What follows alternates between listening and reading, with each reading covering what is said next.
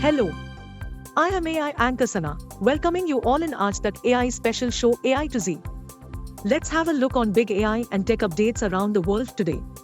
Renowned news organization Associated Press, AP, has introduced guidelines for its journalists on using generative AI technology effectively in news gathering.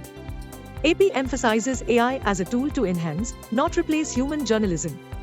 Journalists can experiment with ChatGPT but must exercise caution and not publish AI-generated content directly. The organization prioritizes accuracy and responsible use, forbidding confidential information and encouraging verification. AP's partnership with OpenAI allows access to its news database. Delhi Forensic Science Laboratory, DFSL, and Delhi Police have introduced blockchain technology to their e-forensic application, ensuring an immutable record of evidence custody. This pioneering move in India enhances transparency and security in the criminal justice system. Blockchain's encrypted data blocks store forensic records, case details, and images, boosting data integrity.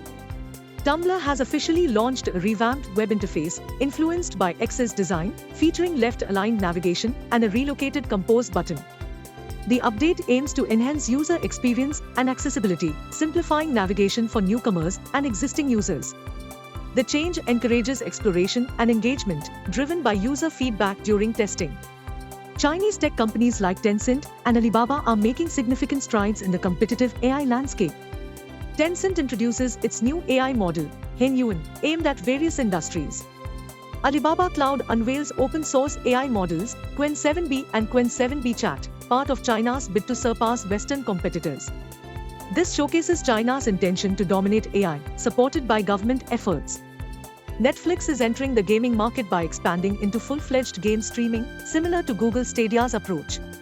It aims to offer game streaming to its established user base, eliminating the need for high-end devices.